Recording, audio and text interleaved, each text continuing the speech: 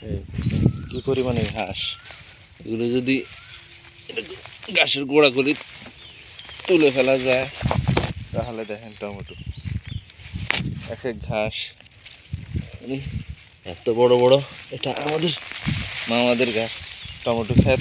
দেখেন ঘাসের গোড়াগুলি কি পরিমাণে, এই গাছগুলি টমেটো দেখা যাবে না কেন, গাছগুলো সরালেই পুরো টমেটো ক্ষেত পরিষ্কার। এখন টমেটো গাছ দেখা যায়, দেখেন পেকে পেকে টমেটো গাছগুলি কি সুন্দর দেখা যাচ্ছে।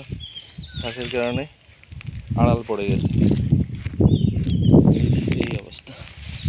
যদি গোড়া দিয়ে মার্ক করে করে সরাই ফেললে এই ঘাসগুলি সরাই গাছগুলি টিকে যায়, কি আর নাই।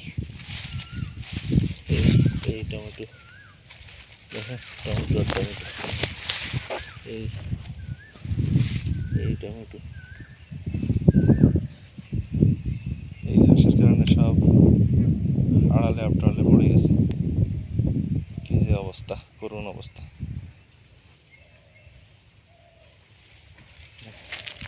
এত পরিমাণে টমেটো গাছের গোড়ায় আছে, টের করাটাও মুশকিল।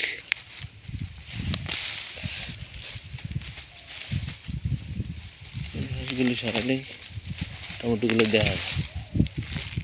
আচ্ছা,